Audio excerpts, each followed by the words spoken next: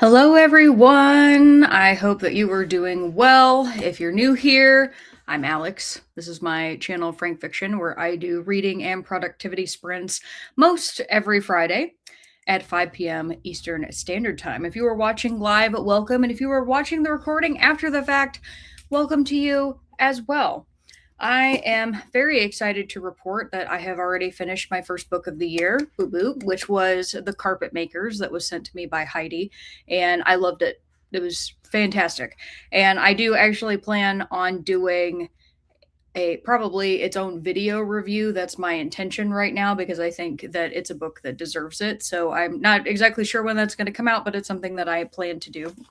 So tonight, I'm going to be working on my second book of the year and what I'm hoping will end up also being my third, which I haven't started yet. So, my second book of the year is going to be The Wastelands by Stephen King. So, this is the third Dark Tower novel. Kat and I are reading this together this month. So, one of the things that we have decided to do is because our book club goes every 2 months. On the off months where we don't meet for the book club, we will be reading one of the Dark Tower novels. So we likely, as long as we don't miss any months and nothing weird happens, we'll likely end up finishing the whole series this year, which would be really awesome.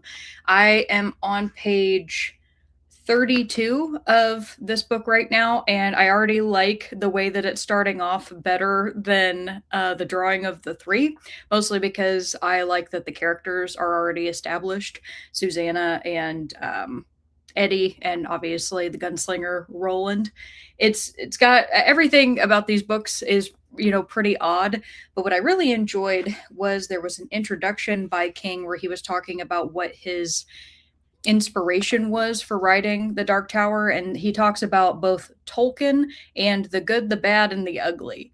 So when he read The Hobbit for the first time and like the Lord of the Rings books when they were extremely popular, he said that he wanted to write an epic fantasy not because of any particular reason, but just because he wanted to be able to write one. But he sat on it for many years, and he's really glad that he did because otherwise it would have just been copying a lot of Tolkien's work with like the types of characters. And then years later, he ended up going to the movie theater to watch The Good, the Bad, and the Ugly. And he realized that in his epic fantasy, he wanted it to be more like a Western, but like where everything feels bigger than life and stuff is just kind of weird. Because, of course, The Good, the Bad, and the Ugly is a spaghetti Western. So I really like that. I think that it's cool that that's where he got the inspiration for this because now that I know that he was thinking about Clint Eastwood, Roland's character makes even more sense to me. And I just find that really funny. And then I want to also bring some levity to the beginning of the year. So I intend to read the next Discworld novel, Reaper Man, which I did get used on eBay. This copy is a little bit more beat up than I would have hoped, but I'm one of those people, I like my copies to match if at all possible. Not all of them are probably going to because I'm going to get unlucky, but I really wanted to with this. And what was weird was I ended up having to pay more than retail value for this. I had to pay double retail value for this to get a used copy because I couldn't find a new one where it was like readily available. And that just frustrated me. So it's fine. But I do plan on starting this hopefully tonight, unless, of course, I just get sucked into the wastelands, in which case I will not be starting Reaper Man. So let me know in the comments what it is that you're going to be reading or working on tonight. And as always, this is just a chill time. Sit down, grab a drink, grab a snack, curl up under a blanket, or put a fan on you, depending on the weather outside. Our weather has actually gotten warmer. I think since the last time I've spoke to you all, it was like 60 degrees last night. It's not 60 degrees now because it's getting colder and it doesn't feel nearly as nice, but it was weird to have 60-degree temperatures in January because it's usually just bitterly cold here. So I'll take it because I hate being really, really cold. And tonight, I actually have the rest of my dinner that's sitting next to me. I was trying to make myself eat even though I'm not hungry because I worked out really hard on my lunch break today and I like made it to where I have absolutely no appetite, but I know that I need the calories. So I made earlier in the week like a really fire chicken carbonara. I don't know whether chicken carbonara is technically still chicken carbonara if it's just the chicken and not the pasta, but it was like the breaded chicken with the the tomato topping and then the mozzarella parmesan broiled on top, whatever. It was really good. And then I had potatoes and a little bit of avocado and some Tostitos chips. And then for my drink, I'm actually drinking kombucha. So got a ginger boost kombucha that I've got right here. So I think that that is overall going to be pretty good. And I'm also really working to drink more water. So I will be, getting more water tonight as well.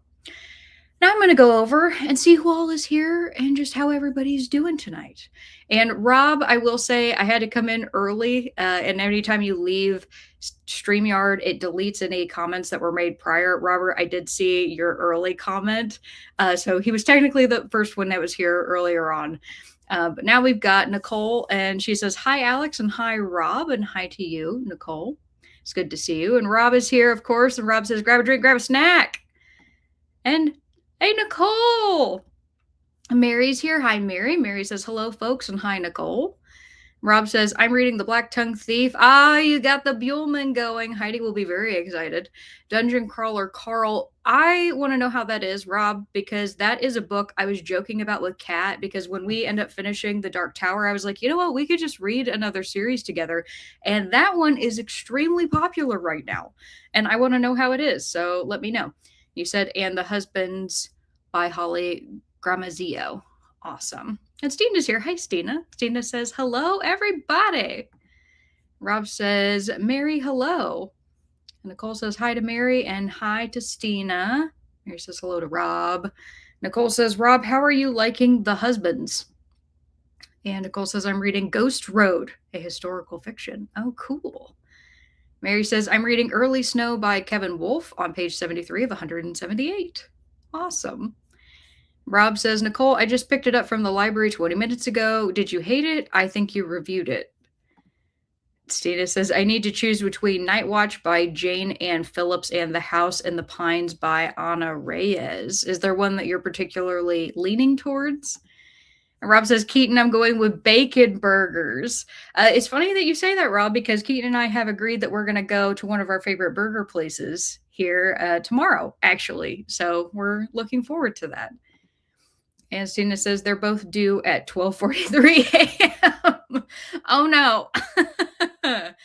And Melissa's here. Hi, Melissa. Melissa says, I'll be reading They Left Us Everything by Plum Johnson. Nice. And Mary says, who wrote Night Watch? Kat says, hey, Alex and friends, I'm working on graphics for a video. Yay, that's awesome, Kat. Great job. That's good to see you. And Heidi says, hello, Friday Night Lights. I started Rokanan's World, the first book in the Hainish Cycle by Ursula Le Guin. I have not read anything by Ursula K. Le Guin yet, but I really want to. And Mary says, oops, I see Jane Ann. And Jamie's here. Hi, Jamie. Jamie says, hello, Alex and company, and happy Friday to you, Jamie. And Nicole says, I like The Husbands. 4 stars. Sorry. And Kirsten says, hi, happy Friday, and happy Friday to you too, Kirsten. I also finished my first book of the year. Whoop, whoop. Dance. I love it. I just did Kat's thing, the whoop, whoop. She's rubbing off on me. I can't help it. And Carmen's here. Hi, Carmen. Carmen says, hi, Alex and everyone. Hello to you. Heidi says, oh, wow, I'm so excited you love The Carpet Makers. If one more person reads it because of your review, that will make me so happy. Well, maybe somebody will. I have no idea, but I definitely feel like it deserves credit because it was a completely unexpected novel, and just based off of the cover, it's very unassuming. Like I told Keaton, had you not recommended that to me, I never would have picked it up on my own, because I do think that we all are kind of subjected a little bit to the, when covers look nice and the appearance and everything, and it just didn't jump out at me when I first got it, but after reading it, I love it. I love the way that it looks. I love the story. I think that everything about it is just so appropriate. The intro by Orson Scott Card. I know I emailed you because that was the first thing that I read. I didn't immediately pick the book up, but I read that as soon as I got it. And it was so disarmingly sincere that I was like, this is going to probably end up being a really great book. And yeah, it blew me away. It really did. And says, starting It Can't Happen Here by Sinclair Lewis. Awesome. And Swank is here. Hi, Swank. And Swank says, howdy, everybody. Happy World Nerd Day. Oh, that's appropriate for me. Happy Bagel Day and happy Static Electricity Day. Oh, the air is so dry. That makes me sad. And Cozy Cobwebs is here. Hello, Cozy Cobwebs. And they say, happy Friday, everyone. Jamie says, I'm Buddy reading The Count of Monte Cristo with a friend. Yay! We started on January 1st and reading a chapter a day. I'm 2 days behind, so that's where I'm starting today. I hope you end up really liking it. I liked it way more than I thought that I would. And Kirsten says, today is the first day of the Winterween Readathon, so I'm rereading A Good Girl's Guide to Murder, a book I have not read yet. First read was the physical book. This reread is via a full cast audiobook. Okay, that's really cool. I hope you end up enjoying revisiting that. I struggle to reread books unless it's been many, many years. So I have no idea if that's something that you read more recently or if it's also been a while for you. Heidi says, Jamie, you will enjoy it. When it was over, I missed reading Cristo. Yeah, it does stick with you for a little bit. I completely agree with that. I think it's just because it's such a time investment that when you finally end up leaving that world, you're like, man, I don't really know what to do now. And Karma says, I'm reading Burial Rites by Hannah Kent to begin with. Yes, I gave that book 4 stars. I ended up really liking it. It's definitely a unique historical fiction, especially because she's on, death row. And we know the whole book that she's on death row. But the fact that instead of being in a prison, she's out on a farm with a family is just, I don't know. I've never experienced anything like that. And of course, it's based off of a real story, but it's a fictionalized version of it, which I also feel is very sad. And Zach says, hello, I'll be starting Stop Me If You Heard This One by Kirsten Arnett, which is literary fiction about a lesbian clown in Florida. A lesbian clown. That definitely sounds unique. And Pip is here. Hi, Pip. Pip says, I received the last 2 mangas, combined 6 mangas of Dragon Ball Z. So I'll be finishing those. Awesome. Keaton is a huge fan of Dragon Ball. I've learned a lot about it just through him. And Literary Love is here. Hello to you. And she says, hi, Alex and friends. And hello to you. Rob says, Carmen Burial Rites, 5 stars for me. I love that you loved it, Rob. That's great. Jamie says, Heidi, we both read it in school or remember loving it, so we wanted to revisit it. Oh, so it's a reread. Okay, perfect. Pip says, my roses and trees are so confused and blooming now. Oh, no. That's weird. He said, just as winter starts, they start to bloom. Very odd. Yeah, that is super weird. Has that happened before? And Teresa's here. Hi, Teresa. Teresa says, hello, Alex and friends. Just started a new CJ Box book, 3rd in the series. Need to start dishes and dinner, but want to take a nap.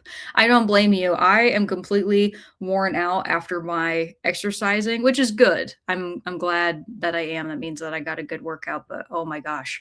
I'm hoping that my my food that I forced myself to eat and the kombucha will help me to recover. Probably should go ahead and open this. It might be loud.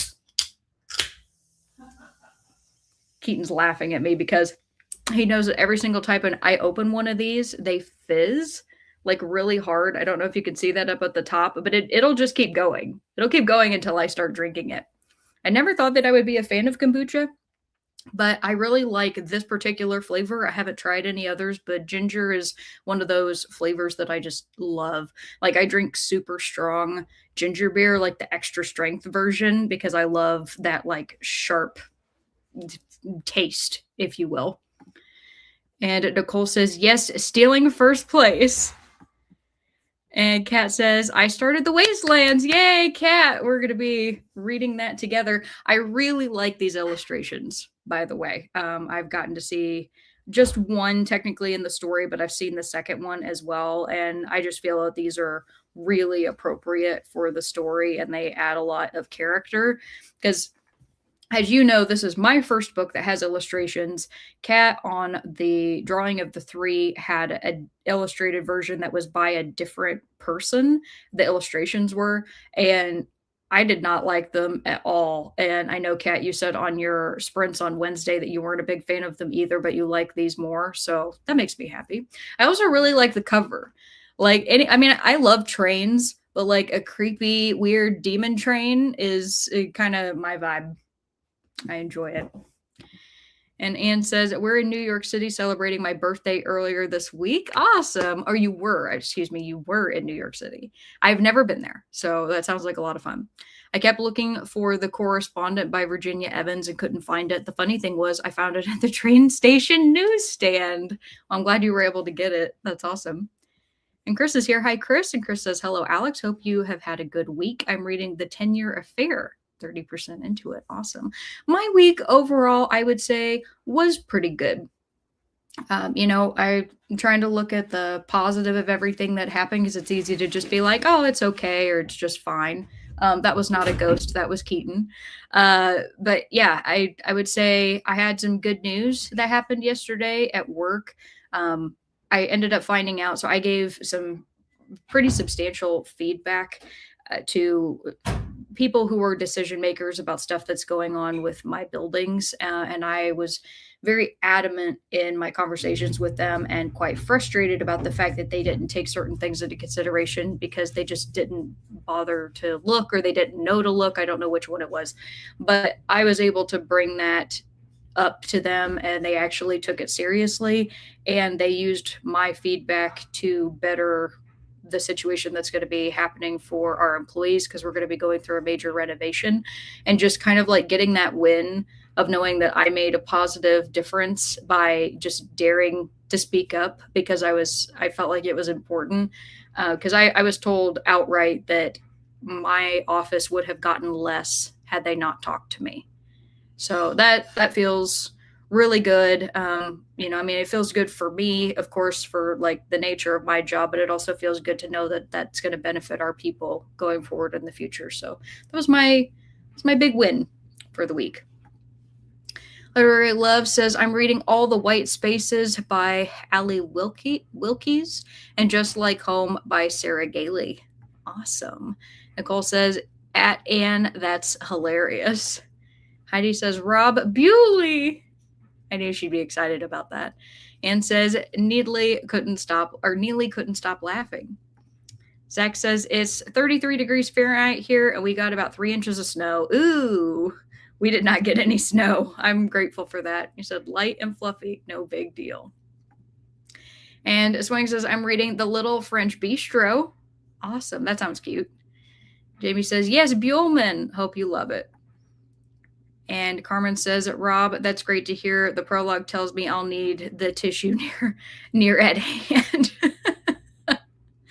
And Stina says, not really. The Ana Reyes is probably better for Winterween. You said Night Watch is the Pulitzer Prize winner. Yeah, I can see that cover. I couldn't think of who the author was.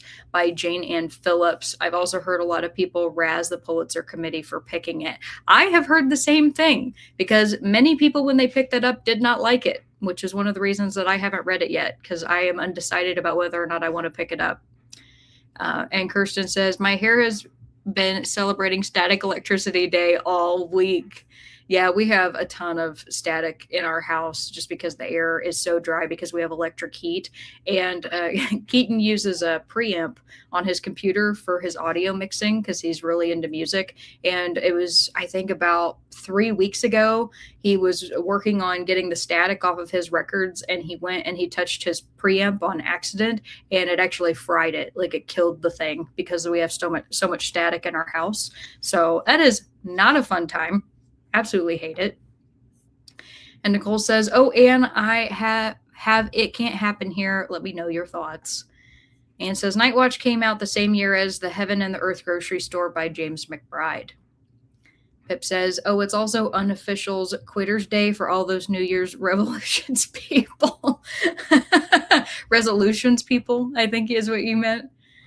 And Zach says, I DNF'd Dungeon Crawler Carl at my last decision of 2025. I was bored, which was a me problem. Okay, good to know.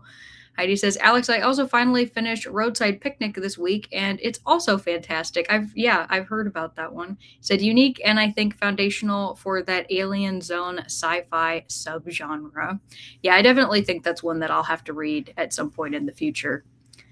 Zach says, if y'all like Burial Rites, y'all probably love The Mercies by Kieran Millwood Hargrave. I just pre-ordered her new book. Yes, I do have that on an extended wish list of books that I would like to buy in the future after I continue to go through the ones I already own. I felt really good when I, did my stats video that just came out about showing you all that I really didn't buy that many books last year. Just made me feel so, I was like, man, I did learn something from my year of not buying books because, of course, the prior year, getting a chance to finally go to Powell's, that number went up pretty substantially. And I did get a lot of them for gifts last year as well. But I just didn't have that drive and urge to want to buy stuff a lot last year. And I still don't really feel that this year. So that'll be good for my, my backlog that I have everywhere around me that keeps staring at me in the face. And Rob says, Pip, have you read Sandland by Akira Toriyama? It's very good. Jamie says, it is a reread, but we're both sure we did not read an unabridged version. There's no way we read a 1,200-page book in middle on high school. Yeah, that's probably fair. Kat says, oh my, that was so loud it echoed throughout my house. Teasing me about my kombucha. And Pip says, normally they start to bloom in spring, but we're having a warmer winter. It is so far. I mean, well, it wasn't in December, but by January standards, it absolutely is. Jamie says, Nicole, thanks for the recommendation. We bought the Penguin Classics edition of Monte Cristo. Yes, the one that was the translation by Robin Buss is the best one. That's the one that I read, and I loved it because I started out reading a different translation of the unabridged version, and I found it less, I would say less accessible. I mean, I still understood what was going on, but I just think that Robin Buss did a much better job of making it kind of language for the lay person, like people who don't, like me, I don't read classics all the time. So I found her work more approachable. Nicole says, yay, hope you enjoy it. And Kat says, these illustrations are much better than book 2. The Gunslinger had good ones too. Heidi says, are these Michael Whalen illustrations you're talking about for the Dark Tower, as he can do no wrong in my eyes? His Roland is my Roland. Let me see. No, these are the ones by Ned Dameron. I think it's Dameron. But I'll give you an example. So, that's one of them, which is really freaking cool because I don't know if these are pencil drawings or if they're paintings. They kind of look like they might be pencil drawings. But they're really nice. And Angela's here. Hi, Angela. Angela says, hi, Alex. Here, barely spent the 4 hours at the hospital getting tests. No, I'm so sorry. Said might catch one of the later sprints starving. Well, if you want to talk about what was going on there, I'd be happy to hear about how you're doing. That does not sound like a good time. And Anne says, Nicole, the correspondent, is also written in letters. Epistolary novels are my favorite. They're the best. And Stina says, way to go, Alex. Thank you for all the things. I'm not sure which one that was referring to, but I feel like good stuff is going on. Heidi says, Zach, I DNF Dungeon Crawler Carl too. I did not like the game show feel. And Anne says, we're expecting 2 or 3 inches of rain over the weekend. Thank God it's not snow. Yeah, that'd be a lot of snow. Zach says, I have already cracked open the whiskey, so I might be a bit more unhinged. Good to know. Is there a particular reason you feel the need for the whiskey tonight? And Nicole says, no, I fried my computer last year with static. This year is better. Not sure what I changed. If you fry a whole computer that way, I'm so sorry. That's terrible. Cozy Cowboy says, I'm working on a syllabus about unauthorized biographies and I'm currently finishing up a Kitty Kelly book about Frank Sinatra. It's a ride. That sounds like fun. I really like Frank Sinatra's music, though I know he as a person was quite a character. And Nicole says, I'll have to check out the correspondence.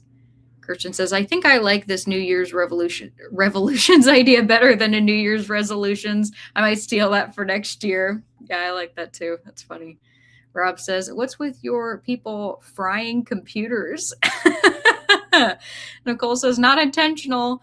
I even have a piece of metal that I discharged my hands on. I forgot one time. And that's exactly what happened with Keaton. It's like it's just a complete accident and then something terrible happens. Heidi says, we love Alex videos. I always remind you that your reviews are always good, even if it's literary fiction, which I rarely read. I still watch. Yeah, thank you, Heidi. It's very sweet. Rob putting the dynamite with the computers. Pip says, Rob, I haven't, but I will look into it. Thanks for the recommendation. Kat says, hey, Liz. Oh, Cozy Cobwebs is Liz. Okay, I know Liz. I know your name. So I'm really sorry that I didn't realize that was you. I will do my best to remember that. I tell everybody new. I am horrible with names, so if it takes me a little bit to remember that, just please forgive me and be patient with me.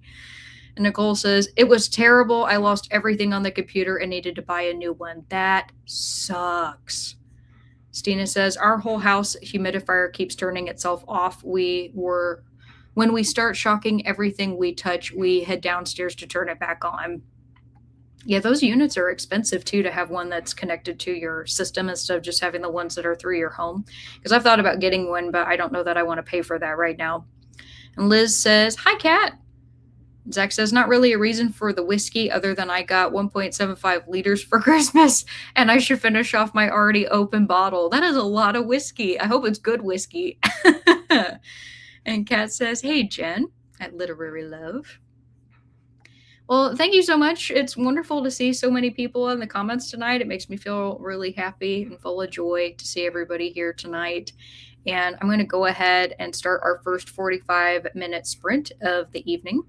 And I don't believe that I asked this last time. So, you know what? I'm going to put it up. Just tell me before I start the sprint. Did I ask you all if you were New Year's resolution people last time? Because I don't think I did. I remember my questions I was talking about were saying, like, okay, what's one thing that you want to change going into next year? You know, what's something that was really good that you were leaving behind for the year, kind of like as a reflection exercise? I don't think that I asked this.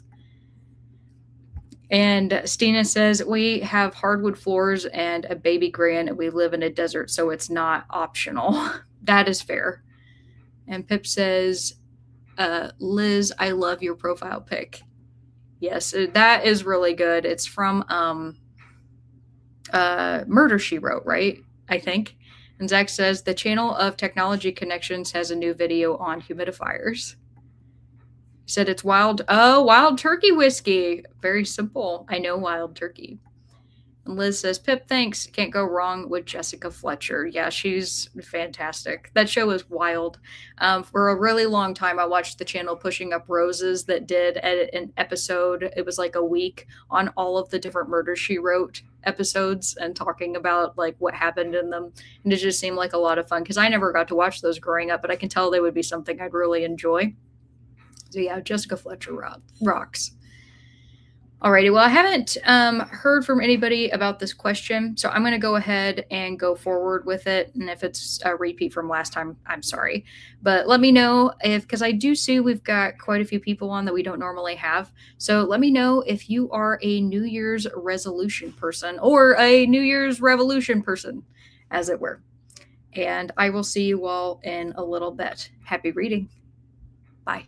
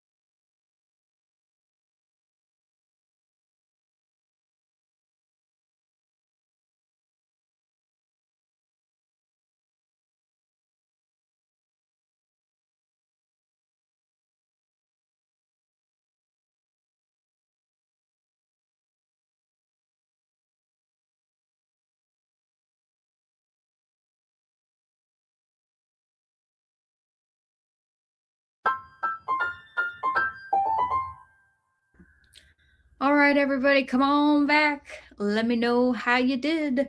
I got some more reading in The Wastelands, and I am at a part that I'm like, oh my gosh, this is so interesting. I think I know what's going on. And Roland is basically experiencing a paradox that he created, and I won't get into it in case anybody wants to read The Dark Tower, but I really like, at least right now, the way that this is presented and where this is going. So I got to page 42, and I forgot to tell you all when I started, because we had so many more people than I was expecting, and I got really excited about that. So we, a long time ago, when I started doing the live streams, kind of ended up determining that the channel mascot, outside of Barker, because Barker, my dog, is awesome, but like the channel mascot is a capybara. And I had told Keaton a while ago that I wanted a capybara plushie, but I had never bought one for myself, and I wanted it to be like the true mascot.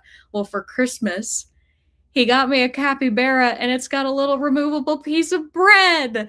And so it's like the cutest thing, and I love it so much. It's extremely soft. And I wanted to show him to you all because I have not named him. And I want some ideas for names so we can have like the official channel mascot, the capybara with the piece of bread. But the only stipulation is it is a he. I have decided that it's a he. So yeah, if you have some ideas or thoughts, let me know, because I feel like I'll just know it. Like if somebody says it, I'll be like, that's it. That'll be the one. So we'll see. It's so freaking cute.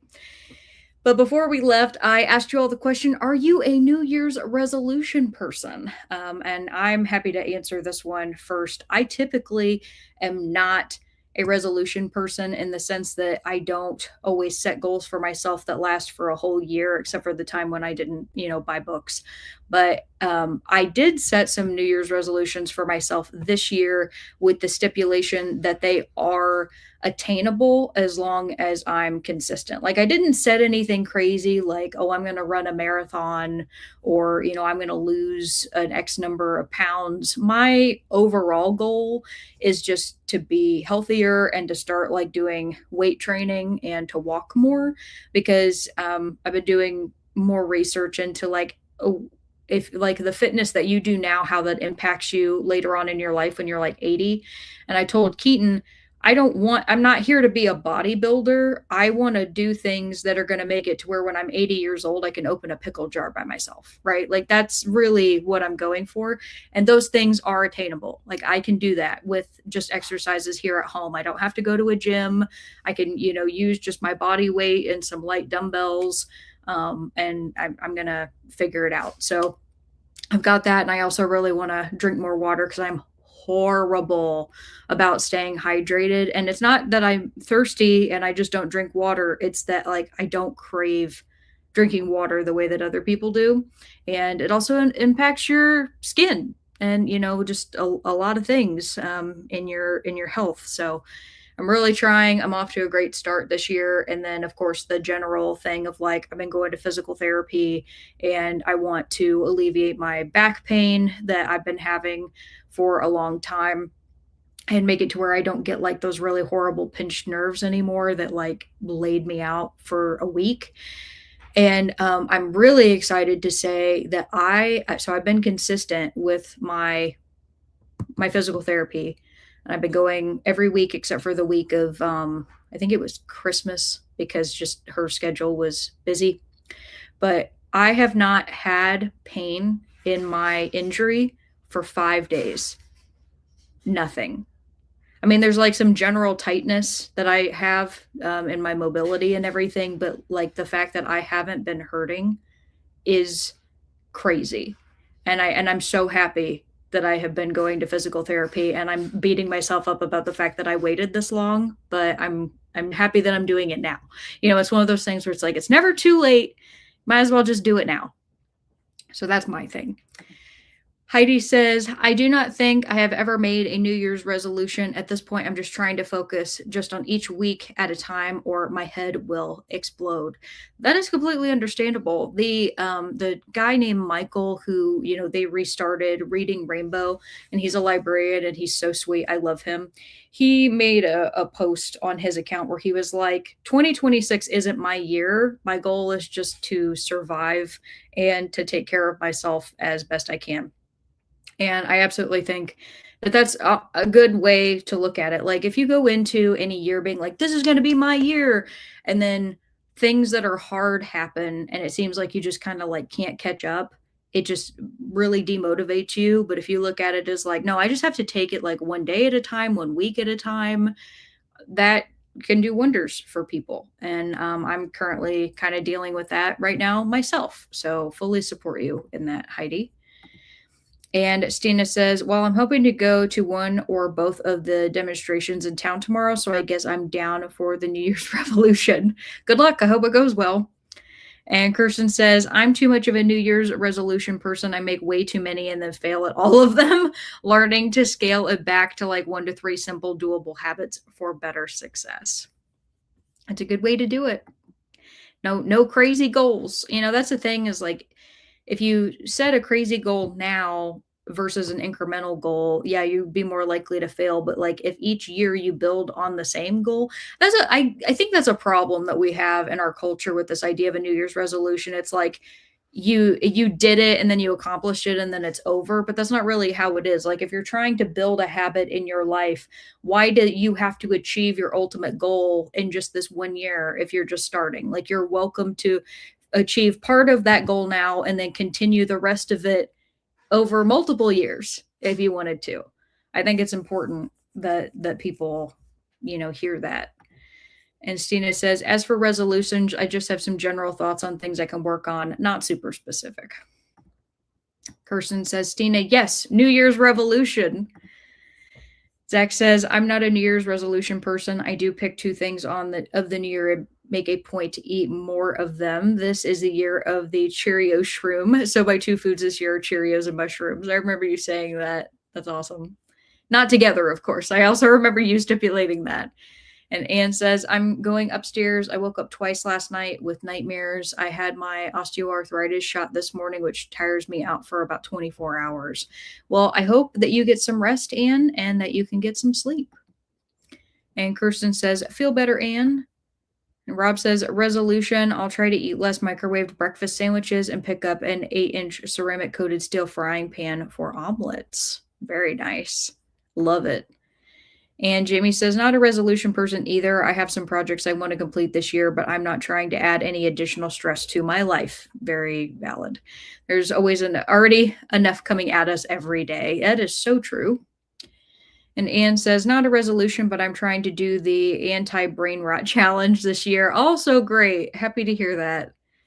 Heidi says, Anne, what is that? More crossword puzzles, less soap operas? It's probably less doom scrolling, to be honest, like more mindful consumption of media or, not being on the internet. Like a lot of people are going back to analog music, like actually going back to iPads, going back to CDs and stuff, because it keeps you from, having your phone there. And Liz says, I love making thematic New Year's resolutions. This year, it's all about tactile analog media. There we go. Right on cue. Good job, Liz. Really, really teed me up there. Rob says, Barker dog. Yeah, he came in and just started barking. Wow. Also right on cue. Yeah, he came in during that sprint and jumped up in my lap for a little bit. And Pip says, have a great weekend. I need to head out, but I'll see everyone at the Revolution. I hope to see you next week, Pip. Thank you for coming. Kat says, yes, I'm a New Year's resolutions person. I create a list of aims I'd like to accomplish in the year. Yeah, Kat, you make a lot of them. I just watched your goal wrap up for the year, and I was really impressed with the number of goals that you set for yourself. I think it's awesome. You push yourself every year. And Nicole says, finish my pages for today, moving on to audiobook and diamond painting. Very fun. What picture are you diamond painting, Nicole? And you said, love the sweater, by the way. Thank you. This is like one of the nerdiest things I own. So I got this as a Christmas present from a friend of mine because she knows that I like Neopets. And this is literally, hang on, a Neopets. I don't know if you can see the tag. A Neopets branded cardigan from the brand Steady Hands, and it's the giant omelet, which again, I don't expect anybody to know what the heck that is, but it's one of my favorite things from the game. But yeah, I'm a big omelet sweater. So I told my friend, it's like I don't just love the giant omelet, I am the giant omelet. And Carmen says, I made it to page 38. Awesome. Stina says, I listened to about 10% of The House in the Pines. The premise is intriguing, but it's so slow. Oh no. Jamie says, read chapter 7 of Monte Cristo. And Kat says, I love your capybara. Name him Bob. Bob. Jamie says, he's adorable. He is. I love him. And it was really, at first he looked kind of sad because they put him in one of those vacuum packages where they're like flat. So his face was all squished, his body was all squished, the bread didn't look right. But he's been out of the package for like a week now and he looks great. Adorable. Cozy says, oh my God, your capybara is the cutest. And Krista, hi Krista, good to see you. Krista says, hello. I joined just as that sprint was starting. I didn't read any, but created a new image for weekly check-ins on Patreon and then posted my first check-in. Going to read When Breath Becomes Air next. Awesome. Well, very happy to have you here. And Heidi says, you must name the capybara Robbie. So I've got Bob and Robbie right now. And Swank says, it's so cute, Alfred or Theodore. Okay, I've got some, you know what, I'm going to write, hang on. I got to write these down as they come in. I've got Bob, Bobby. Keaton's right here. Keaton, I might end up having to have you help me get the name when I get the list, okay? We might figure it out together. Say Alfred, Theodore. Of course, it would be Theo for short. So dignified, such a gentleman with his little bread. Kirsten says, at 5% and A Good Girl's Guide to Murder. Okay, I know about that book. And liking it the second time around too. Good. Glad to hear that.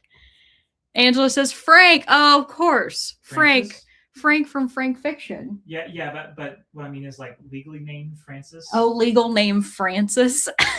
But Francis and Frank are not the same name.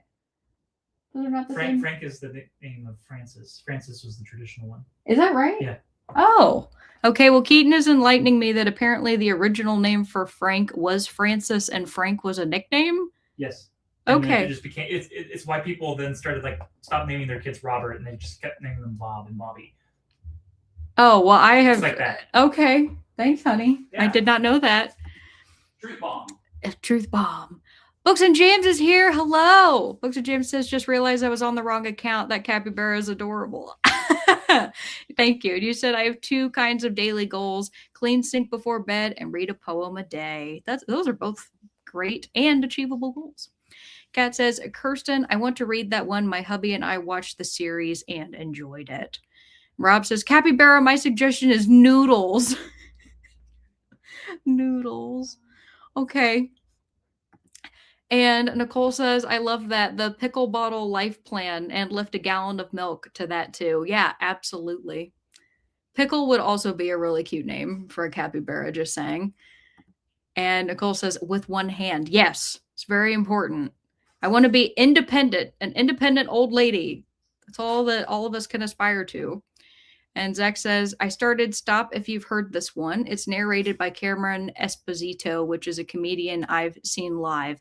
It was right after she got engaged. Her wife is also a comedian and opened for her. That's really cool. I love that.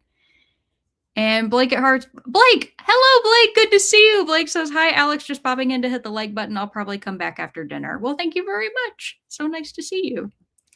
And Kirsten says, a cat, I hope you love it. Jamie says, a bookish name may be something like Cappy Dickens. Cappy Dickens. I do wonder, it's like, can he have a bookish name? Probably. I don't know. I'm not very good with names. I just want to let you all know that. Like, I'm not good at them at all, which is why I am proposing it to you all right now to be the ones who like make a decision. So I don't know. Might end up having to do a vote. We'll see. And Zach says maybe Battlefield by Shvrikina.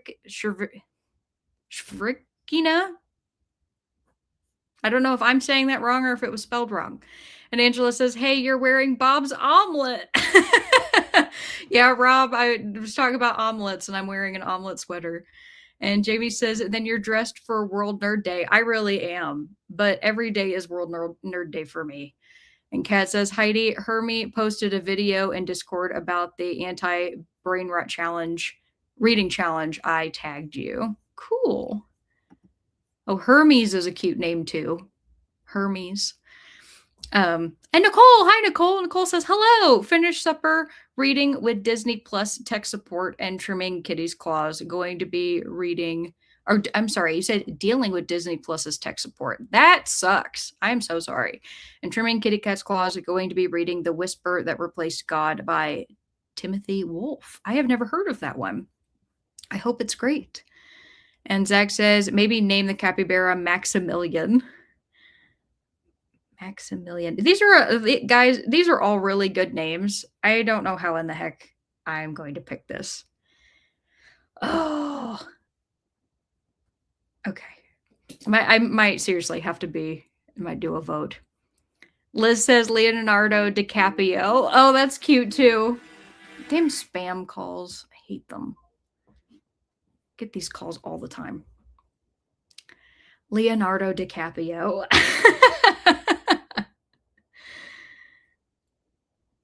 That's adorable. All right.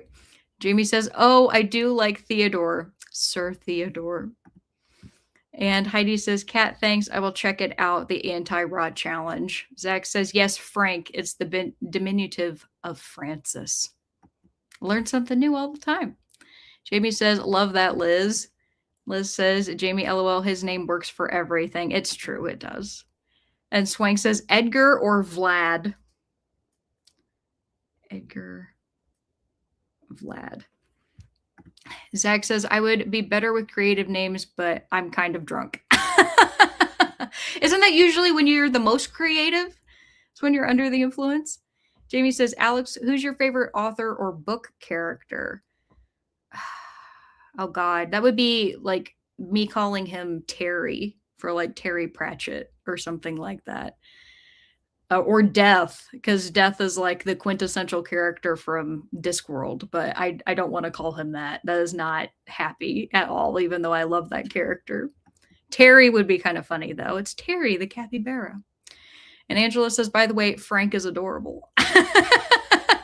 And Kat says, I love Leonardo DiCaprio.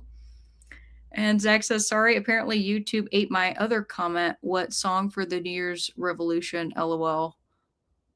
So that Shrinka comment, how about the song didn't make sense. Oh, okay. I got you. Thank you. Jamie says, Franklin R. Booker, Frank for short. And Liz says he really does look like a Frank. Yeah. Just, does he look like a Frank? Is it the bread? Does he look like anything else without the bread? I mean, I feel like the bread's important, you know, it's like part of his personality. It's important that you know that he has his bread. And Angela says, I've been thinking of getting a new pet just to name it Quigek. I fell in love with that name after reading Moby Dick. Quigek? I don't think I'm pronouncing that correctly, but that is a cool name. All right, I've got some ideas here from you all. I'm going to sit and I'm going to think about them. And if I feel like I can't decide, I'll put a vote up or something in the chat. But I'm going to go ahead and get our next question put up here and do another 45-minute sprint. So the next question that I have for you all is, would you rather wait to buy... Oh, sorry, there is a typo in there. There we go. Would you rather wait to buy your favorite series or book in an edition that matches on your bookshelf, or read the book in any edition because you're desperate to read it? And also, there's a typo for you are. I copy, like, I found somebody else who'd come up with this question and I stole it. And the typos are not my fault, but it is my fault that I didn't check them first. So that is going to be your all's question for the next sprint. Heidi says he looks like the gopher in Caddyshack. Oh, poor little capybara. It's because of his size. If he was bigger, if he was like a real, like, 2 scale model, he probably wouldn't look like a gopher. Zach says you could also go for Franklin instead of Francis. Oh, Franklin. Yeah, Franklin's good too. And Jamie says the bread looks like an Elizabethan collar, Sir Francis. And Jamie says, "LOL, Heidi, he does now that you say that." Oh, and Melissa says, "What a cute stuffy." Thank you. Alrighty, Sir Francis. Oh, okay. I'm gonna think. I'm gonna let you all go and read now, and I got some deliberating to do, and I will see you all in a little bit. Happy reading. Bye.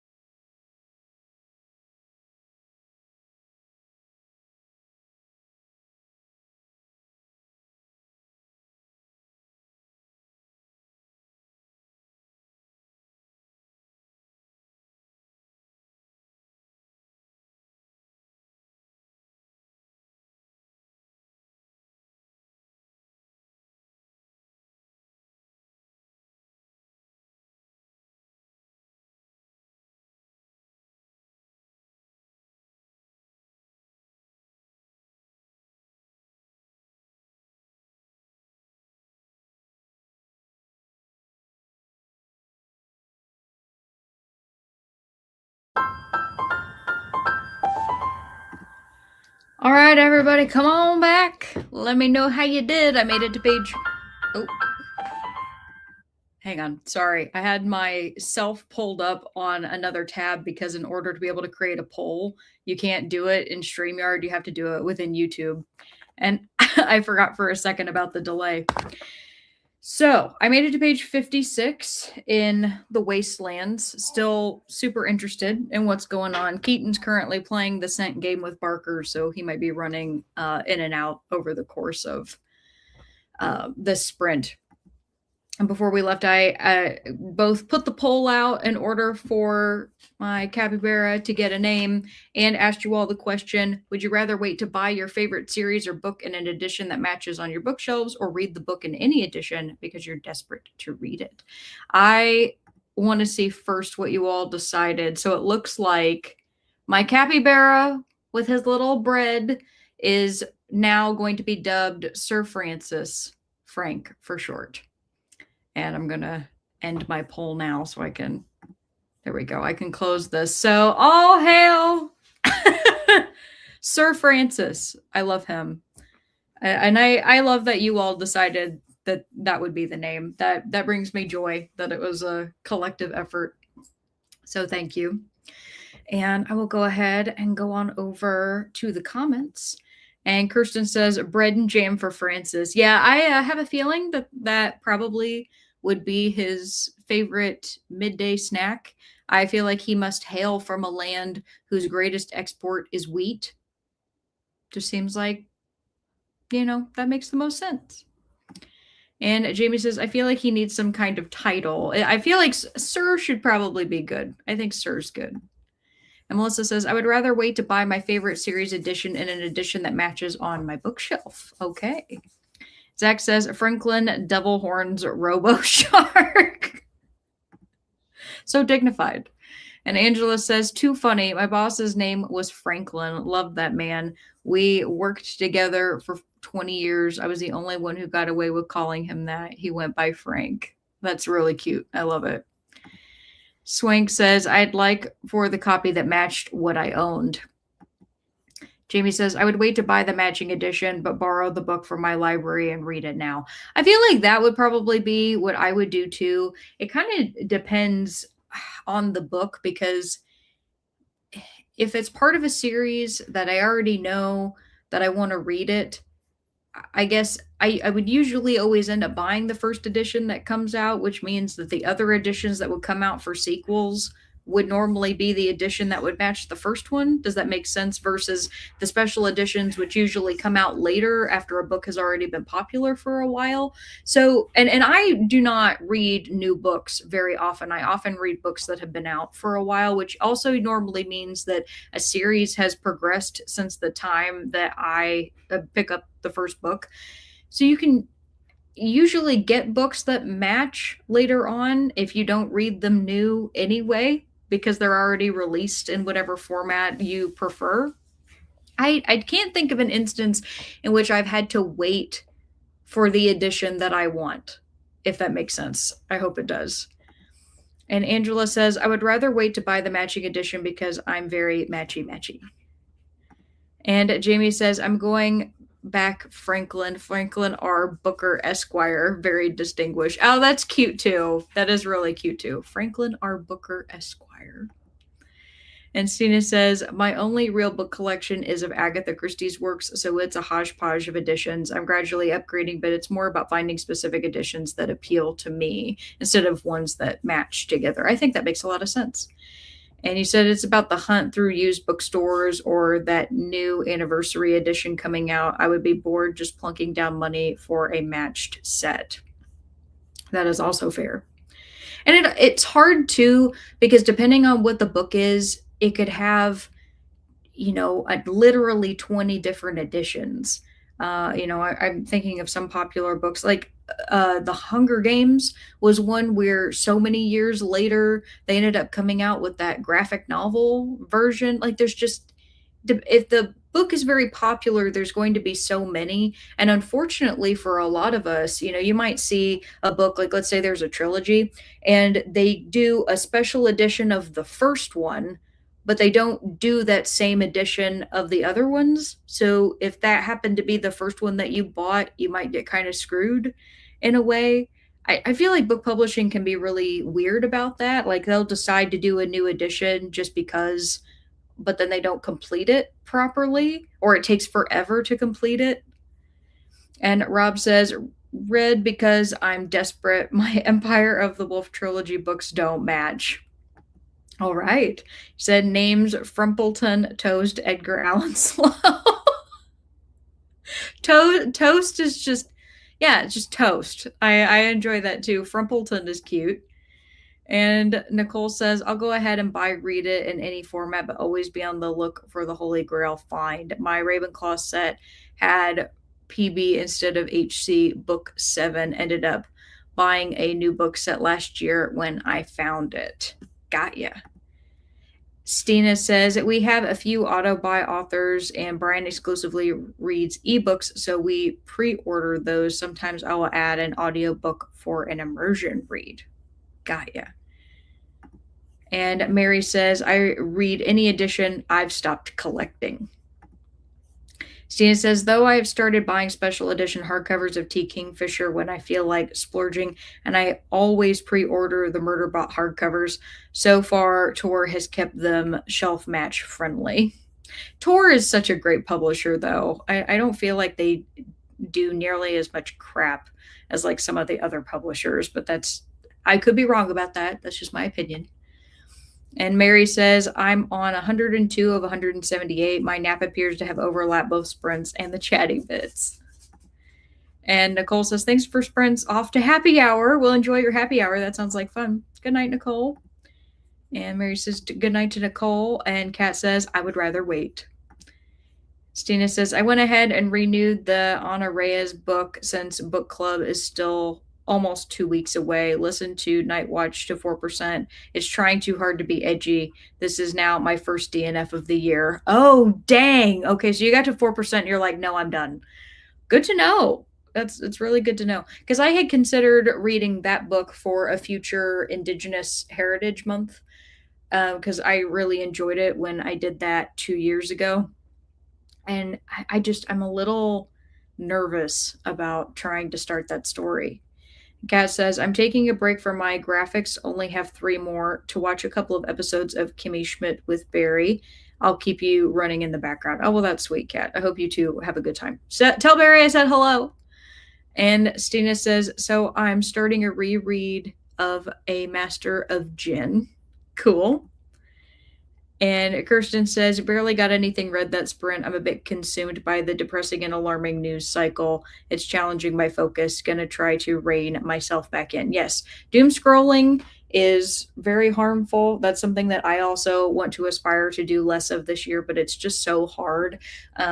What's crazy about our habits with our phone too is how, and everybody knows this, it's like you can go and you'll be doing nothing and suddenly you're bored, and 15 minutes later you'll find yourself looking at your phone, scrolling through things even though you don't necessarily remember picking up your phone. And that means that over time, because the way that habits work is when you're trying to consciously form a habit, or you are in the process of forming a habit, it starts out in your prefrontal cortex, and then after a certain amount of time, usually around like 90 days, it moves into your why did I just forget that? That makes me so mad. Hang on. I'll remember it in a minute, but it moves into a different part of your brain that is responsible for you just doing things automatically without having to think about it. And so you can do that in order to learn a good habit, but you also have to consciously think about things in order to unlearn a habit as well, which is really hard when it's moved to that internal part of your brain, which is why bad habits can be really difficult to kick. I've seen a ton of advertisements. I'm not saying that I want to buy one, and I'm not telling anybody to, but for like it's called Brick, and then they have those cards where like you can lock out your phone for a certain period of time so that like certain apps that you designate you can't use, and it can kind of like force you to be like, oh wait, my time's not up, I can't use this yet. I don't know. I gotta start doing something, and I hope more people do as well because it's so depressing. And they're meant to keep you hooked like that. Like you keep going until you just get so sick of looking at stuff and you're like, okay, I have to take a break. At least that's what happens to me. And Stina says, yay, Sir Francis. I love him. And Jamie says, hail, hail, Sir Francis. Kirsten says, I would read the book in any edition because I give almost all my books away anyway. That's a great way to do it. And Angela says, oh, I love Frank. And Jamie says that sprint went fast, took a shower, then read chapter 8. Awesome job. You're already getting caught up, Jamie. And Melissa says, read 33 pages of They Left Us Everything. And Zach says, I'm a monster. If I get the first 4 in a series from the library, I don't care if I get the 5th one and only have that one. LOL. Let alone caring if they all match if I do have more than one.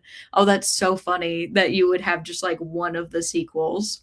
But I guess, honestly, that's a good way to do it, though, if it doesn't bother you. I have found with myself, if I've read like a 5-star book from the library, that ends up being a book that I want to buy, but I wait forever to get it. So, for example, when I was going through my books that I bought last year, one of the ones that I got with a gift card for my birthday was a book that I absolutely love, which is it's not, oh my God, I almost said One Flew Over the Cuckoo's Nest.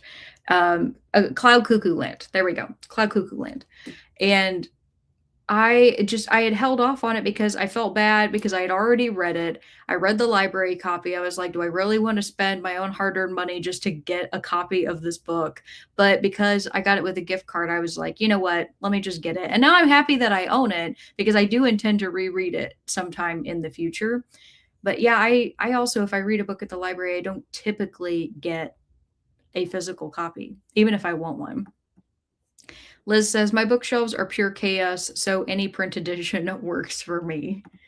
Kirsten says, yes, I've been eyeing that brick thing. Okay, so you must be getting the same ads as me. They know what they're doing. Zach says, I just got a package. I'm guinea pigging myself with rhodiola supplement to reduce stress before recommending it to a friend. Well, good luck. I get a little freaked out by supplements. I'm not saying like that you or anybody else can't take them. My thing is I just worry about stuff that's not regulated, and I'm sure a lot of it's fine, but I know some of it's not. And I try to get like as many things as I can just like from my food, but if you feel like you need it and you try it and it actually works for you, that's awesome. And I hope that it does. Cuz supplements are also super expensive. That's another thing that pisses me off is like if you want to try something to better your health, you have to buy so much money worth of supplements, and then if they end up not working, you're just out of that money. So I don't want that to happen to you. And you said, but I got 4 coffee crisp bars, which is a Canadian candy, kind of like Kit Kats. Oh, that sounds good. I've never heard of a coffee crisp bar. I'll have to ask my Canadian friends about that I work with and see if they have any of those at work. They keep snacks in their office because they're cool. We don't do that. Alrighty. Thank you, everybody, for your replies. So I'm going to go ahead and get your next question up on the board here. Let's see. All right, so this one's kind of an either or. So would you rather only read series or only read standalones? I think this one will be fun, especially for anybody who typically reads fantasy, because you know that like most fantasy books end up being in series. So we'll see how this one goes. Zach says, I don't do that, but Cloud Cuckoo Land rips. It does. I freaking love that book. Oh, it's so good. Anthony Doerr would totally be on like an auto buy thing for me, I think, because I loved All the Light We Cannot See and I loved Cloud Cuckoo Land. I love Cloud Cuckoo Land even more than All the Light We Cannot See. And that book slaps as well. So I don't know. I haven't seen anything else from him. I'm going to check on that during this next sprint. I'm just going to see if there's anything else that he's come up with since then, but I haven't heard anything. I did kind of chuckle though, because I went and I looked at my email, and I got an email from Barnes and Noble for Dungeon Crawler Carl. It showed up right there. So I was like, it must have heard me. Probably not. That book is making its rounds. It's still funny though. All right, everyone. I will get the 45 minutes up on the clock. And we have dubbed him Sir Francis, Frank for short. I'm going to put him in my little background over here. I have to figure out a good place to put him in the meantime. But I will see you all in a little bit. Happy reading. Bye.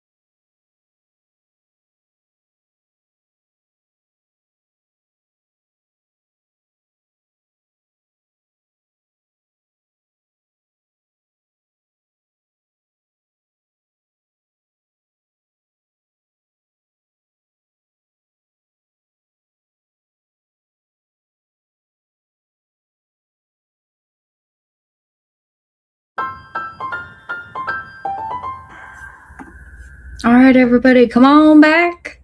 Let me know how you did. I was having trouble during that sprint concentrating. I kept like reading the paragraphs over and over again. My eyes were just having difficulty, but I made it to page 66 in the wasteland.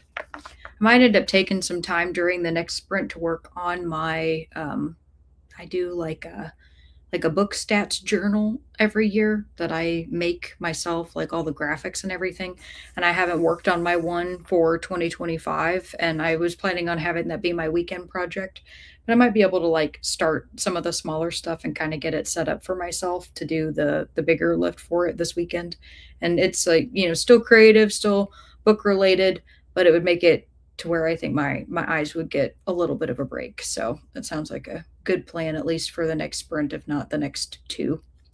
I have done my page count today that I set forward to do, so I should be good there. And before we left, I asked you all the question: would you rather only read series or only read standalones? Let's see what you all had to say. Melissa says standalones allows for more variety. Kirsten says, if I had to choose, I'd say standalone, as because sometimes the quality is lost to the effort of trying to keep a successful, aka profitable, series going. I would have to agree with you on that.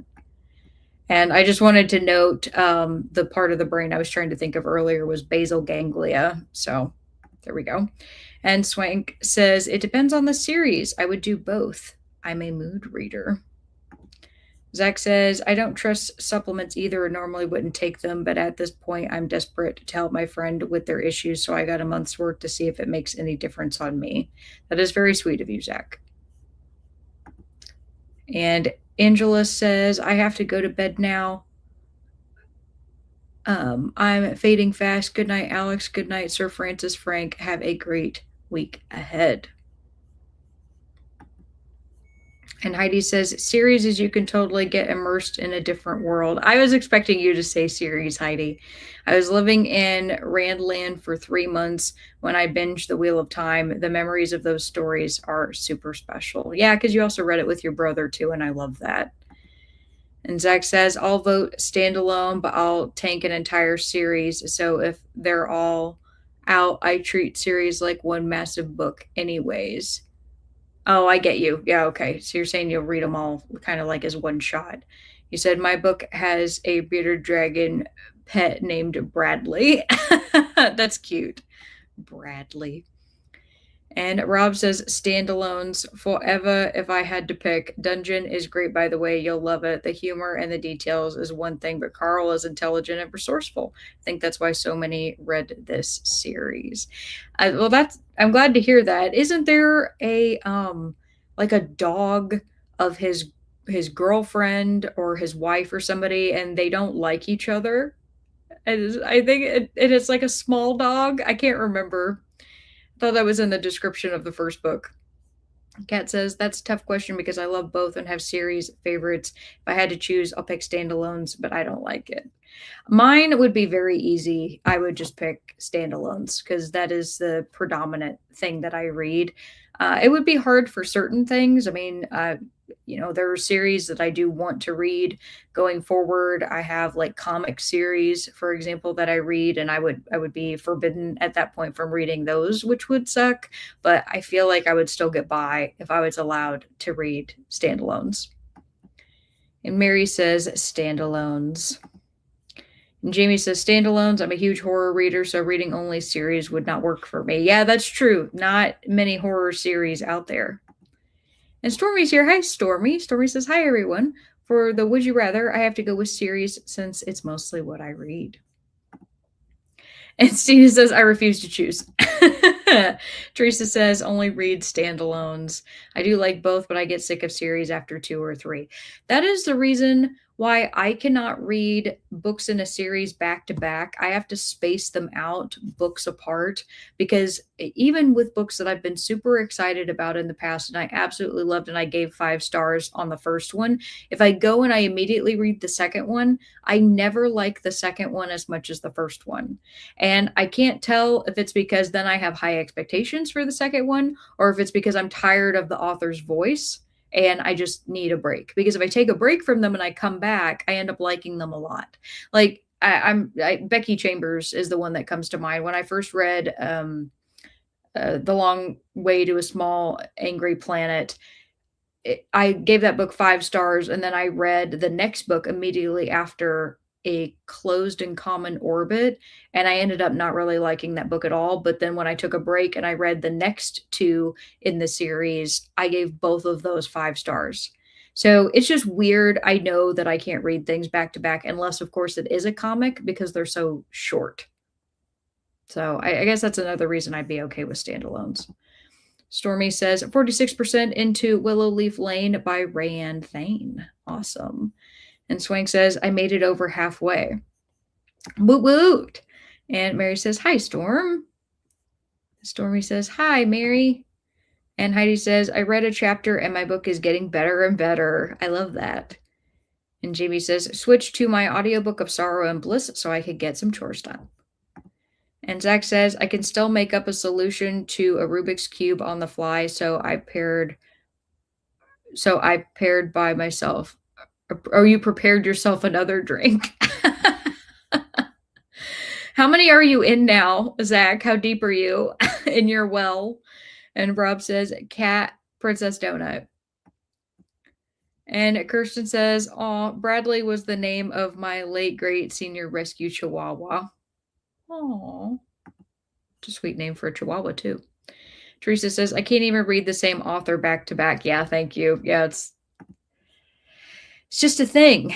Zach says, poor Robert, I was annoyed with the details in Dungeon Crawler Carl. For example, cats can't actually see purple. Oh, so you're talking about like the technical details. I see. Alrighty. Well, I am going to start us on our second to last sprint of the evening. And that means that our next question is going to be, what is something you learned over the last week that was interesting? It just has to be interesting to you, doesn't have to be interesting to anybody else. And I will probably find it interesting even if I have no idea what you're talking about, just because I like to learn new things. That's the fun of it. Frank over here also likes to learn new things. So, do it for Frank, if nothing else. And I'm going to go ahead and get you all set up here. So this is the last 45 of the night, and then the last one will be a 30-minute sprint. I'm going to have to get out all of my materials to work on my journal, which means like my desk is about to become an absolute disaster. So I'm going to wish you all happy reading. Oh, be sure to drink some water. I'm going to take a drink of my water, and I will see you all in a little bit. Happy reading.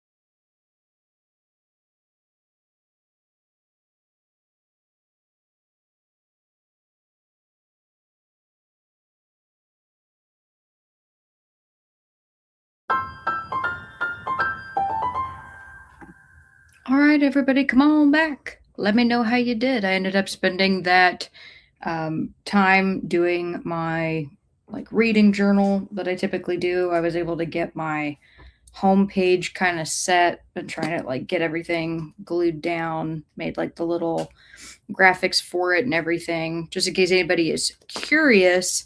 Whenever I make a new reading journal, my last one actually lasted for 5 years and the whole thing was coffee themed.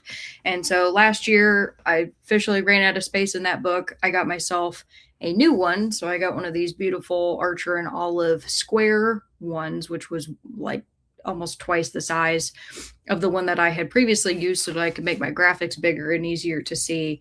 And one, I really love how easy it is to do the layouts in here, but two, I agonized about what I wanted the theme to be. And some of you might remember, but I actually decided on Beatles, not the Beatles like the band, but Beatles as in the bug, because I think they're underrated and really, really cool. So my whole theme or my whole journal has Beatles and different plant elements and stuff in it. And I just ended up really enjoying it last year. It was super fun. I spend a lot of time every year working on my journal. I mean, I don't even know how many hours it takes me just to complete the stats for a year. And I end up putting a lot of stats in this journal, more so even than I talked about in my video. And I kind of regret that because I feel like maybe I should have put some more in there, but that's okay. That's okay. I can always add additional next year. But yeah, so this was the last page from 2024. And this is the start for 2025. So it's gonna be awesome. I can't wait. Oh no, it got bent. It already got bent. I can fix it. Gosh dang it. All right. And before we left, I asked you all the question, what is something you learned over the last week that was interesting? See what you had to say. Zach says approximately 14 shots breath of wild turkey in the last 3 hours. And I immediately was like, but have you had any water? I still am asking that question, Zach. Have you had any water? And Rob says, Zach, but you were good with rats driving steampunk tractor tanks carrying sticks with pineapples attached to the ends. Talking about Dungeon Crawler Carl. And Swank says the chainsaw was first invented in Scotland in the late 18th century to use in childbirth to widen the birth canal. I imagine that version was a lot smaller and maybe not motor powered, I would hope. That terrifies me. That makes me feel awful to hear that as a woman. Liz says, I learned that a true decked edge is created by a paper mold using the hand paper making process. So the ones on new editions are called faux decked edges, which was news to me. I thought it was deckled. I thought there was an L in there, but they were called deckled edges. Did I have that wrong this whole time? Yeah, it's deckle, unless there's two ways to say it. I'm not really sure, Liz, but that is interesting. I didn't know that it was called faux, but that makes a lot of sense because in the hand paper making process, it has that natural, just imperfect edge. Watching people make paper by hand in the traditional way with the paper pulp is really cool. I love watching it. And they use these screens, and it's this very intensive process. It's just beautiful. Swank says, Zach, make sure to drink a lot of water and take B-complex vitamin to keep from having a hangover. And Kirsten says, I discovered that I can get personal-sized vegan layer cakes, chocolate or vanilla, at my local ShopRite. Having vegan cake available to me all the time is a game changer, possibly for the worse. Well, I'm happy that you will be able to get a treat for yourself, and hopefully they're delicious. Rob says, I learned that soup was invented by a man named John Soup because he wanted to drink a chicken. You mean the word soup? Because I feel like soup is timeless. I feel like soup has always been, as long as people have been around. And Stina says, I learned how to restart the whole house humidifier. Oh, well, hey, you figured out how to do it. Sorry you had to, but good on you for doing that. Kirsten says, at 10% of my audiobook. Great job. Stormy says, 63% into Willowy Flame. Also great job. And Carmen says, made it to 34%. Awesome. And Jamie says, continued my audiobook and went to get dinner. I hope it was a good dinner. What did you eat? And Liz says, your journal looks so good. Thank you. Kat says, and I cannot remember anything I learned this week. That's okay, Kat. It's a nice journal, Alex. Thank you. Mary says, I wish I had known about and kept a book journal throughout my life. Yeah, I started mine. I think I was lucky enough to start mine back in 2019. Well, I'm trying to think. So I have 6 years that I've already done. So I get, yeah, that would be 2019 because 2026 will be the 7th year. So that's exciting. I kind of wondered when I started doing it, I was like, are these ever going to matter to me? And I do find myself flipping through them sometimes. And what's really cute is if you were to ask Keaton when I made probably the biggest impression on him when we started dating, he brings up all the time. So in our very early, like within our first 3 dates, we ended up going to a park, and I decided to like let my nerd show a little bit, which I struggle with really hard. And you guys would never know it because on here, like this is my channel, my whole thing is that I show up and I'm, being authentic and, we talk about the things that we care about. In my personal life, I have a really hard time doing that because when I was growing up, I just got the impression that most people just didn't care. And so, like sharing things that I find that I'm passionate about is just, it feels like an insurmountable issue sometimes, to the point where I've had people that I've been friends with for years that when they sit and they think about me, like I've had them look me in the face and be like, I don't really know anything about you. And it's like, yeah, I know. But we went on this date and we went to a park and I decided that I was going to bring my old book journal, which I keep looking up because it's up here. But I carried this with me. This was my 5 years of reading data, and I handed it to him, and he went through it while we were walking around at the park together. And he just thought that it was the coolest thing ever, and it meant a lot to him that I was willing to share that with him, to the point again where he still brings it up today.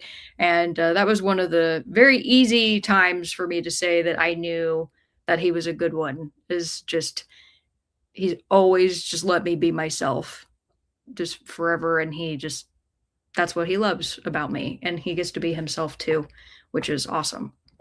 I hope that and wish that for everybody.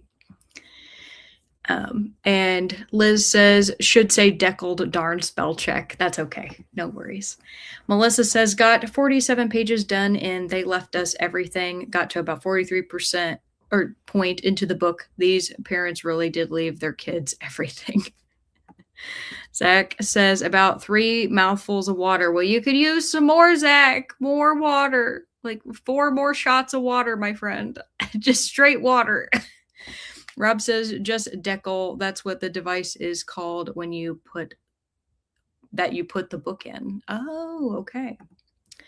And Kat says, that's cool, Liz. I love deckled edges. Kat says, I think Barry and I watched 4 or 5 episodes of Kimmy Schmidt. Awesome. Hope you had a good time. Sounds like you did because you kept watching more. And Stina says, I started book journaling in the 1990s, but I seem to have lost those early ones. I'll keep looking, though. Yeah, hopefully you find them. It'd be a treasure. Melissa says, I kept a book journal about 30 years ago, and I quit it for some reason. You can always start one again if you want to. He says, that's what happened to Jeffrey. Rob says, if that 5-year journal could talk, I know. Yeah, it's crazy. It's hard to believe that was like 5 years of my life. And I know when I'm done with this one, I'll be thinking the same thing. It's like, how old will I be? I mean, this one has more pages in it. So, I mean, I don't want to fill it to the point where I like can't close it. So I might not be able to fill the entire thing, but I'm going to fill at least most of it. So yeah, it's got a ways to go, and I look forward to that. It always brings me joy to like watch something progress and change over time. Melissa says Jeffrey Epstein's victims was far more insidious than I first believed. I read Nobody's Girl this past week. Oh yeah, no, everything that happened with Jeffrey Epstein and the fact that they haven't released all the files and they probably never will, at least not until everybody who was involved is long dead, which is completely unfair. The whole thing is messed up, and it's a real sticking point for many people, which as it should be. You know what? Because and I will say this here and now, anybody who thinks that like, oh well, like I'm talking about on the Republican side, if anybody thinks that like the Dems don't want to hear about the Democrats who were on the Epstein list, they are so wrong. I don't care what side of the political spectrum you were. If you hung out with Jeffrey Epstein and you messed around with those girls, I want you in jail. I don't care who you are. You deserve to be in jail. It shouldn't be about politics. That's my problem. It's and that's the problem that so many people have. It's not about politics. It's about human welfare. This is a human issue. So it's just messed up. I hate it so much. Jamie says, that's fantastic. Thank you. And Kat says, oh, that's a sweet story about you and Keaton. Thank you. Yeah. I like to think we're kind of cute. And Melissa says, started doing a book journal this year again. Awesome. That's great. And Stina says, I made some corn casserole for dinner and I'm back to struggling with Goodreads and its method for tracking different editions. I officially have stopped using Goodreads. I went and I put in my review for, or not my review, but my star rating of The Carpet Maker. That is the last that I'm going to use that app. I don't like it. I think it's clunky. You know, I might look at it just for intrigue about like, oh, what was the, you know, what were the book of the years that people voted for? Because I mean, I think that kind of stuff is interesting to me, regardless of what app it is. I don't appreciate that it's run by Amazon. I don't appreciate that it's been stagnant for years. I think the layout's old. I really like using Storygraph, and I started another one. There was a YouTuber who made a video about like all the different book tracking apps, and I ended up also downloading Bookmori for anybody who might be interested. It's a personal app, so you can't like friend people on there, and you can't see what other people are reading, but it's a really interesting way of like tracking your reading because you can add a timer so you can see like the estimate of how long it would take you to read a book, which normally you can only get with an ebook edition. You can make notes in here which stay with the book forever, because I'm one of those people. I have a post-it note app that I make notes about books in so that I could put it in my physical book journal, but to be able to also keep it digitally would be awesome.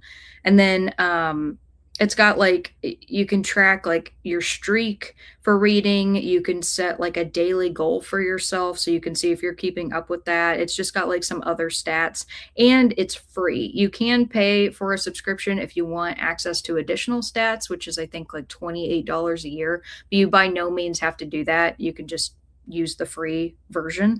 And I have been using it every day for the last week, and there's just something about it that I like. I don't think it's for everybody, but I like it. So yeah, it's going to be a combination of Bookmori and Storygraph that I've got going right now. And Mary says, ditto, Alex. I think most people feel that way. I really do. I don't believe that this is like, I don't think the stuff with Jeffrey Epstein is as polarizing of an issue as the people who have the ability to say something want to make it out to be. Because for the rest of us, normal lay people, we just want them to go to jail. It's so easy, so simple. Like the concept is so simple. Like just put them in jail.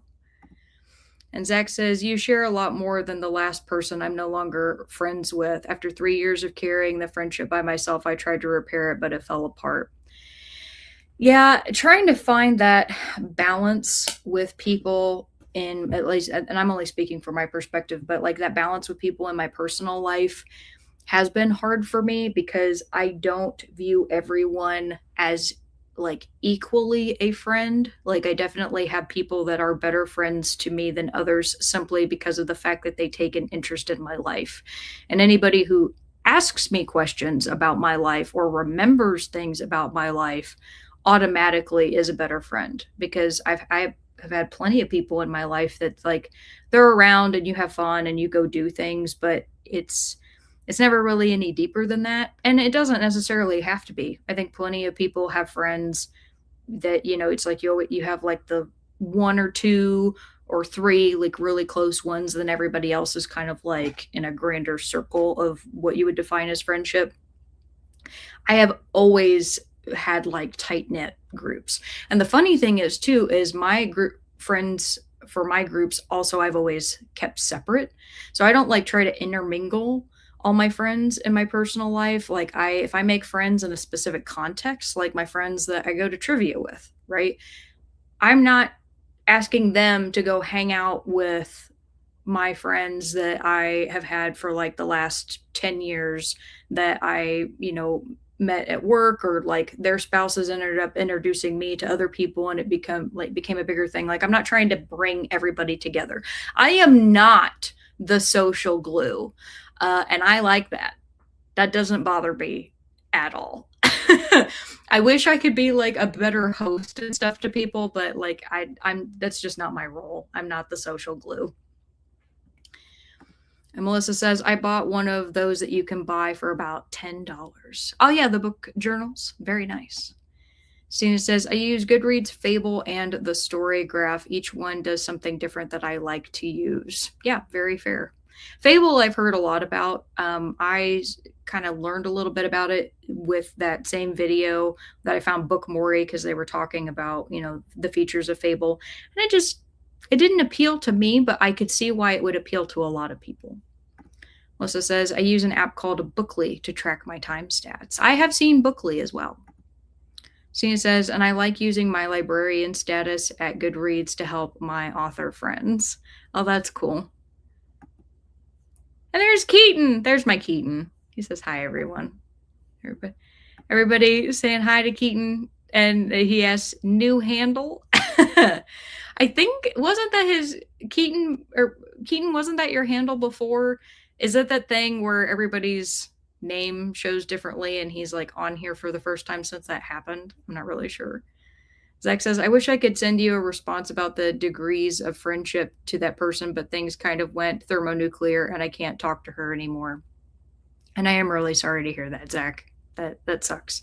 I never wish that on anybody. It's always hard to lose friends in any capacity, whether they're your best friend or a friend you keep on kind of like on the outside is not the right way I want to phrase that, but hopefully you know what I mean. Like it sucks no matter what. Kat says, Happy New Year, Keaton. And Keaton says, same old, same old. That's what I thought.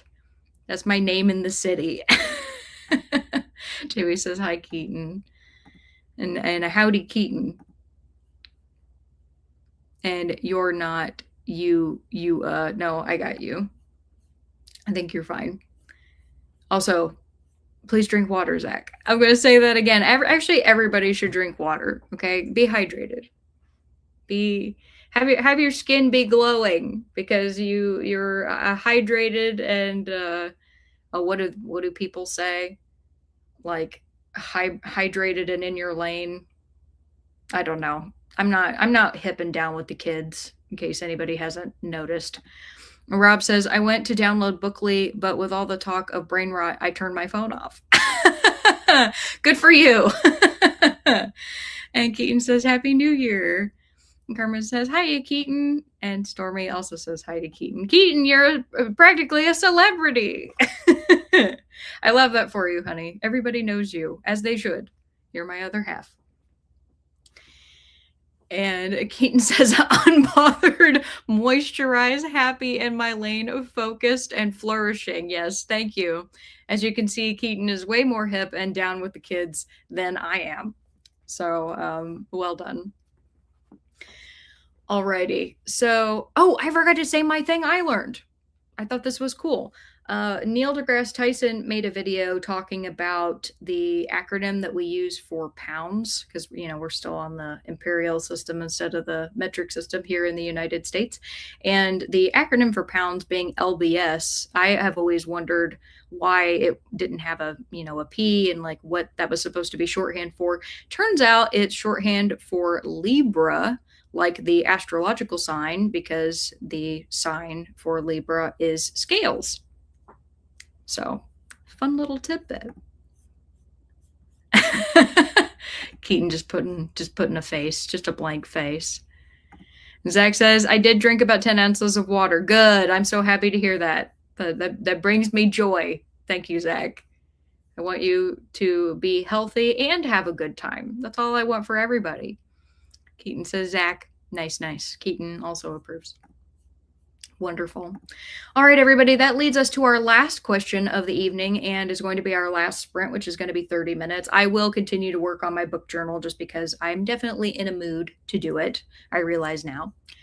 And my last question of the evening is going to be, what is one thing you've accomplished over the last week that you're proud of? It can be big, it can be small, it can be something you did 5 minutes ago or something you did immediately after sprints. It was actually 2 weeks ago.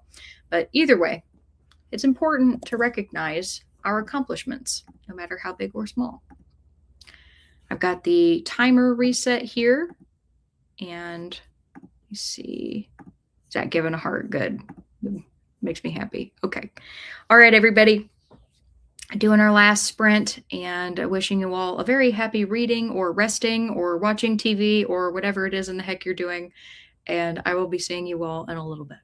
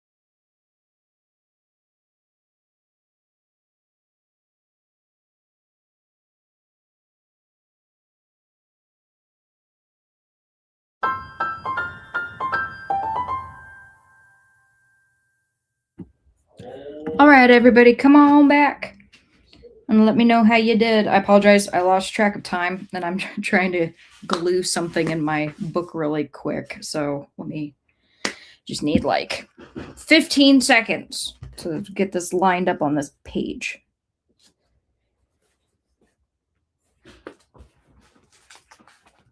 Okay, I did it. It was probably less than 15 seconds. Go me. All right. Before we left, I asked you all the question, what's one thing you've accomplished over the last week that you're proud of?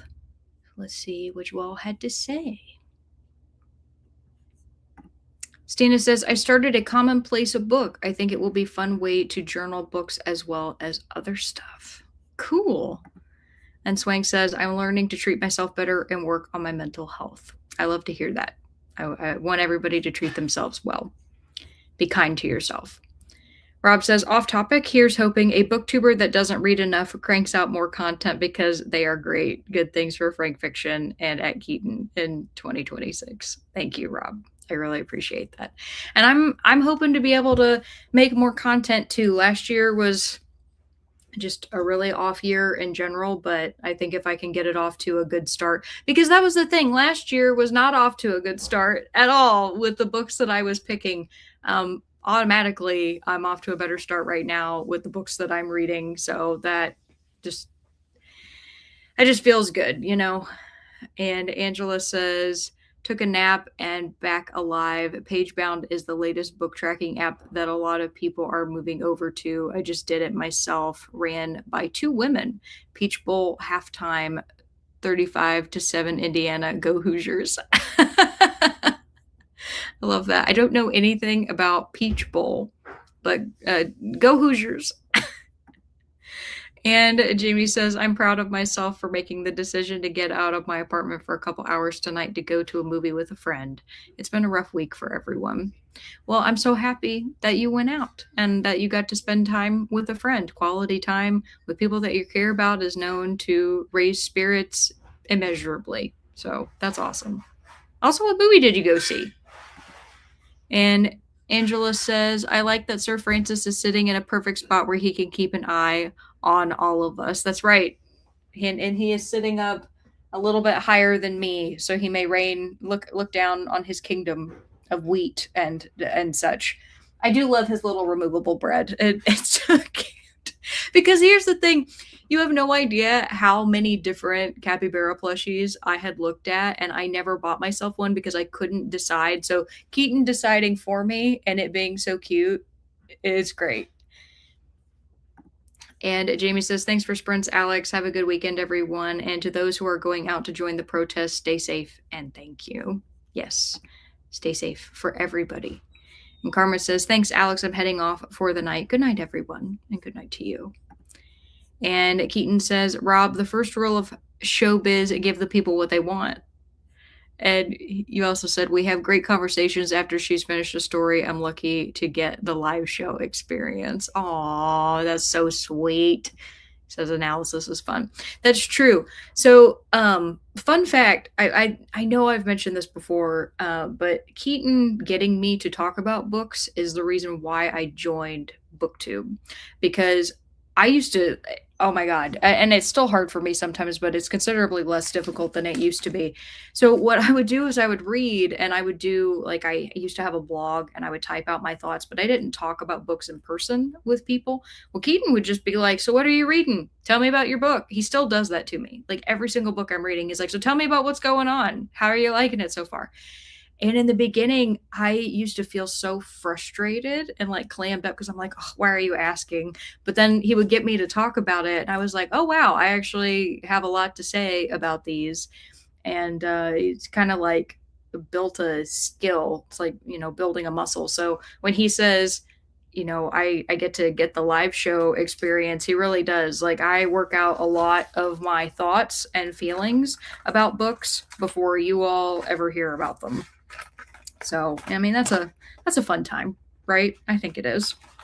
Ooh, my markers. All right. And Angela says, I listened more and talked less this week. No small feat for this chatty girl. Well, did you feel like the people in your life appreciated it? You know, did you learn things about them that you otherwise might not have? Because if so, I think that's a really sweet thing. And Kat says, I'm going to have to work on that this year. Rob says, okay, so I'm sure Alex wasn't Alex Frank Fiction previously. I will die on that hill, by the way. Oh, are you talking about my handle? That's because that's connected to my email.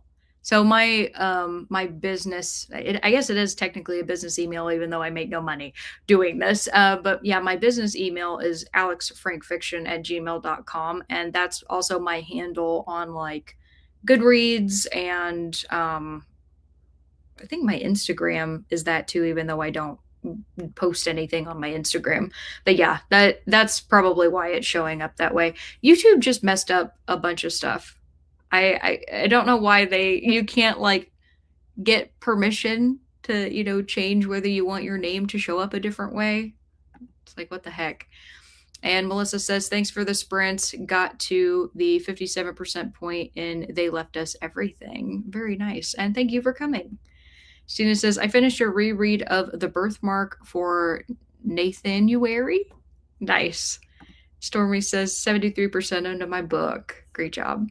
Kat says, I'm proud of accomplishing a bunch of things this week. I started a new exercise block and completed all 5 of my workouts this week. I also filmed another video, which I'm editing right now. Yeah, you're a machine right now, Kat, and I'm proud of you for that. Great job.